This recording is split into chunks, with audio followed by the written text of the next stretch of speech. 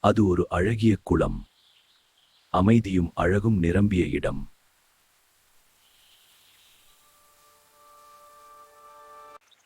அந்த குளம் அருகில் ஒரு மரப்பொந்தில் சுண்டெலி வசித்தது.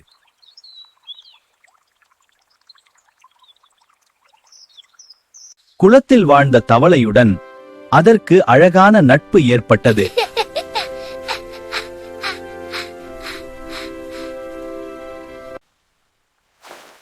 தவளை நண்பா, எனக்கும் நீச்சல் கத்துத் தர முடியுமா?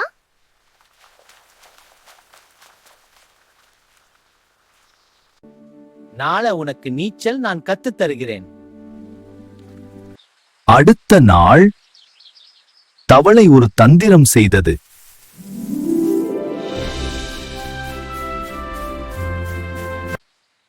அந்த நேரம் மேலே ஒரு கழுகு பறந்தது.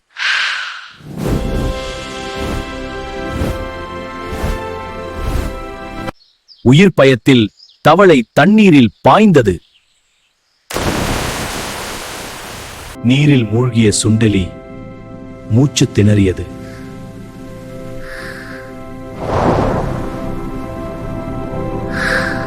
செத்து மிதந்த எலியை கழுகு கொத்திக்கொண்டு பறந்தது. அதனுடன் கட்டப்பட்ட தவளையும் பிடியில் சிக்கியது.